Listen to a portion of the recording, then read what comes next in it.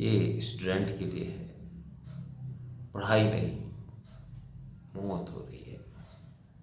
ऐसा लगता है पढ़ने के लिए हमें कोई कहता है तो मैं मर ही जाऊं। क्या पढ़ाई है? सुबह देखो, दोपहर देखो, शाम को भी, तो जब देखो पढ़ो पढ़ो पढ़ो पढ़ो। अगर आप बोर्ड के स्टूडेंट हैं तो सारे दिन हर कोई कहना ही, जो भी पूछता है पढ़ो, करो, ये करो।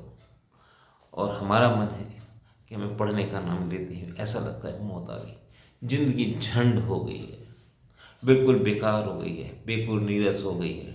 हमें कोई काम ही नहीं है जैसे कि पढ़ने के अलावा। जिंदगी में जहर घुल गया है। किसने ये पढ़ाई बनाई? न्यूटन के सिर पे फल क्यों गिरा, सेब क्यों गिरा? न्यूटन मिल जाए तो आज उसकी गर्दन काट दूं मैं। बहुत मुश्किल है पढ़ाई, इसको कैसे करूं हमारी समझ में नहीं आता। ऐसा बहुत से स्टूडेंट का कहना है। उनका ये भी मानना है कि पढ़ाई में बहुत संघर्ष करना पड़ता है, बहुत ही ज़्यादा मेहनत करनी पड़ती है।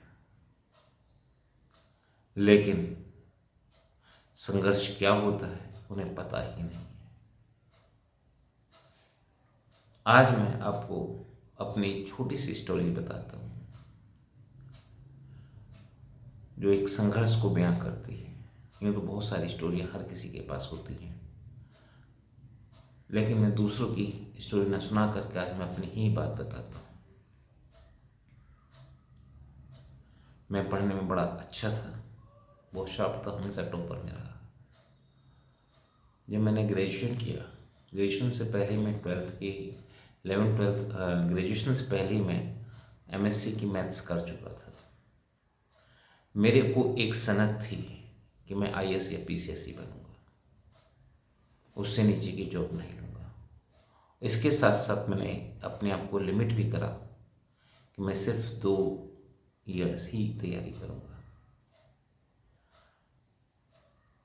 और इसके लिए मैं चौधरी चरण सिंह यूनिवर्सिटी, उसमें हुई थी, मेरी यूनिवर्सिटी से चेंज होकर के चौधरी चरण यूनिवर्सिटी हुई थी, वहाँ पे लाइब्रेरी में पढ़ा करता था। पूरे 2 साल होने के बावजूद भी मैं सक्सेसफुल नहीं हुआ। आईएएस के अंदर 2 पेपर देने के बाद मैं सक्सेसफुल नहीं हुआ, मेरा सिलेक्शन नहीं हो पाया, इवन प्रीलिमिनरी में भी नहीं हो पाया। मैं हताश हो गया। मैंने इसी दौरान पीसीएस का एग्ज़ाम भी दिया था जो यूपी में होता था। उसमें यूपी के अंदर एक खास बात थी कि जो उसके रिजल्ट होते थे प्रीलिमिनरी के, वो बहुत लेट आते थे। उसका रिजल्ट भी बहुत लेट आया था। मेरा सिलेक्शन हो चुका था, लेकिन जिस समय तक मेरा सिलेक्शन हुआ प्रीलिमिनरी में, मेरी पढ़ने की इच्छा ख़त्म हो चुकी थी। उसका भी कारण था, मैं घर के अंदर के ताने, बाहर के ताने सुन कर के बोर हो चुका था। मेरी हिम्मत टूट चुकी थी और मैंने पढ़ाई छोड़ करके जॉब करने का निश्चय किया था और मैं प्राइवेट जॉब में चला गया। ठीक ठाक ज़िंदगी कट रही थी, लेकिन प्राइवेट जॉब में जैसा होता है, सुबह जाने का टाइम होता था, मैं मार्केटिंग में था, आने का टाइम नहीं था, ठीक ठाक था सब कुछ। उसके बाद मेरी शादी भी हो गई, एक बच्चा भी हुआ। शादी के कुछ समय बाद ही, या शादी के समय में ही, मेरी जॉब भी चली गई, क्योंकि मैं प्राइवेट ज़िंदगी को, लाइफ को, कंपनियों को देख चुका था। मैं सोचा कि मैं अब प्राइवेट जॉब नहीं करूँगा।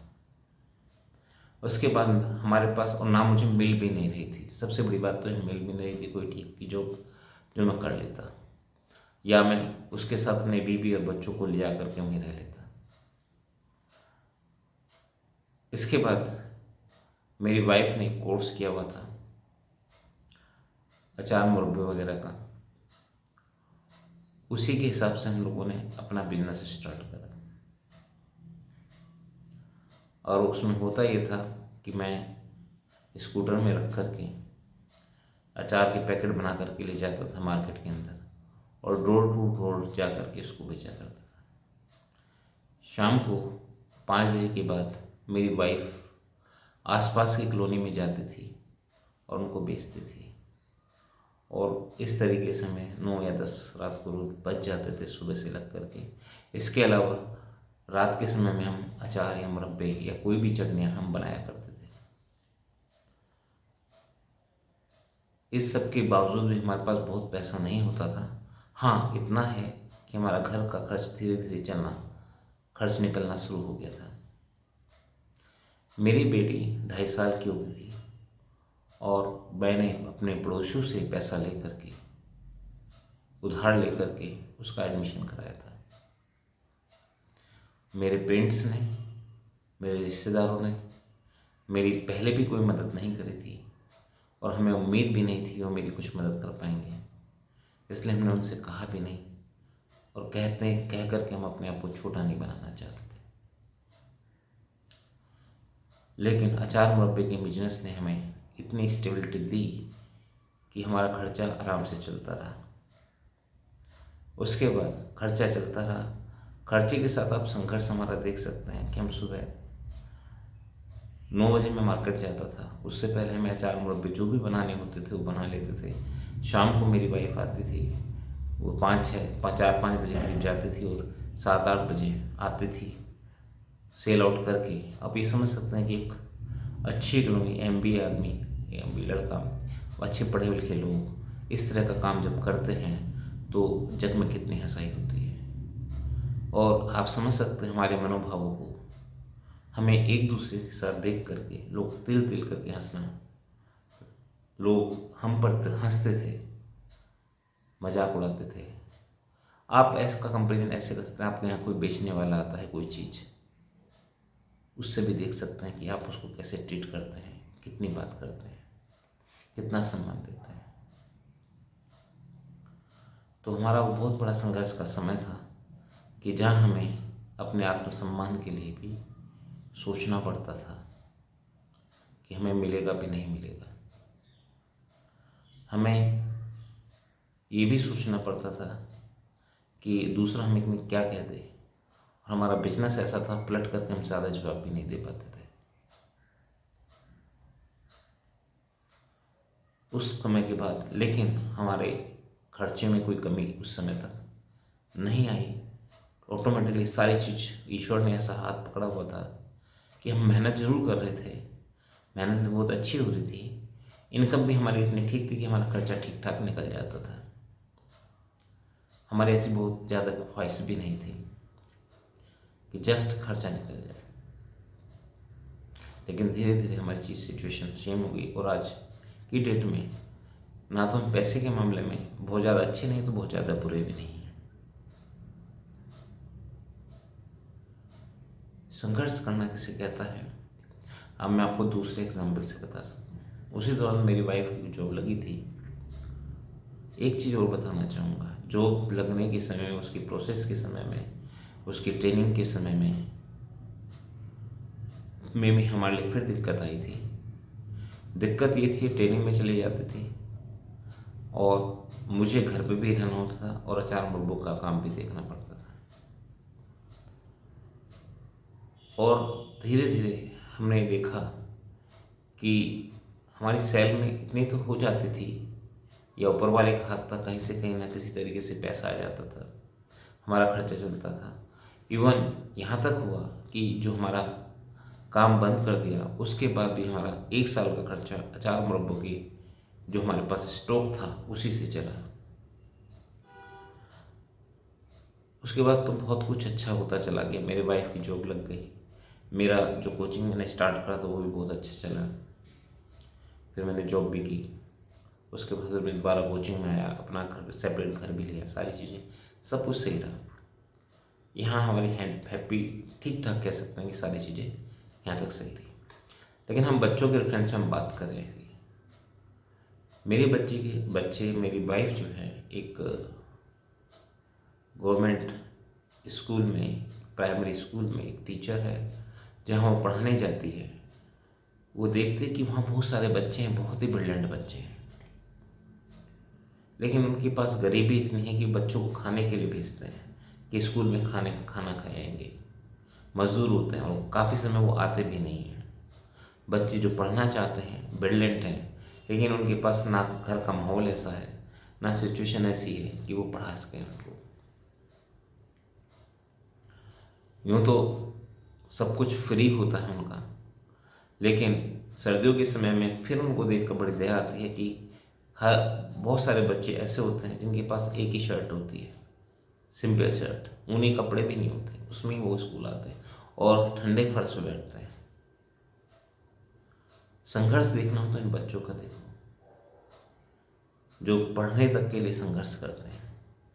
इनमें कुछ बच्चे ऐसे होते हैं, इसके अलावा लड़कियों की स्थिति और भी खराब होती है। जब वो 8th क्लास पास कर जाते हैं तो उनको आसपास के कस्बों में जाना पड़ता है पढ़ने के लिए, इंटर कॉलेज में या कहीं, तो वहाँ भी उन्हें दिक्कत होती है। पेरेंट्स भी इतना सपोर्ट नहीं करते। उसके बाद ग्रेजुएशन या पोस्ट ग्रेजुएशन में प्राइवेट स्कूलों की बहुत बड़ी बात है, अच्छे कॉलेज में वो एडमिशन नहीं पाते क्योंकि पैसे की कमी होती है।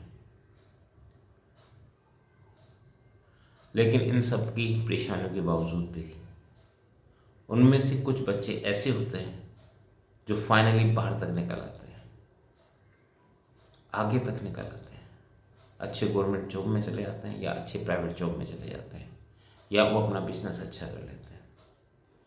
इसके कंपेरेटिवली यदि मैं शहर के बच्चे जो मेरे यहाँ ट्यूशन पढ़ते हैं या आसपास कहीं भी पढ़ रहे हैं, उनको पूरी फैसिलिटीज़ देते हैं बच्चे पेरेंट्स। ट्यूशन्स हैं तो ट्यूशन के पैसे भी देते हैं, इसको अच्छे से अच्छे स्कूल में पढ़ाते हैं। लेकिन जब वो उसके बावजूद भी उनका मन पढ़ने में नहीं लगता, उनको लगता है कि ये जो पढ़ाई है वो हमारे लिए बेकार है, हमें पेरेंट्स क्यों पढ़ने के लिए कह रहे हैं, टीचर क्यों पढ़ने के लिए कह रहे हैं। अब मैं इन बच्चों के बारे में बात करता हूँ जो इनके दिमाग में ये क्वेश्चन होता है कि हमें पढ़ने के लिए क्यों कहा जाता है, टीचर भी, घर भी, बाहर भी क्यों कहते हैं।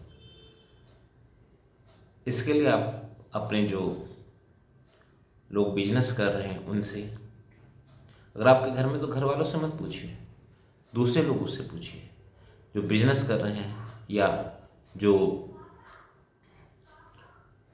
जॉब में है, प्राइवेट जॉब में या गवर्नमेंट जॉब में है। उन्हें 8 या 10 घंटे की ड्यूटी करनी ही पड़ती है, हर हाल में करनी पड़ती है। अगर आप उनसे क्वेश्चन पूछेंगे पढ़ना आसान है या जॉब करना या बिजनेस करना, तो आपको आपका आंसर खुद ब खुद मिल जाएगा।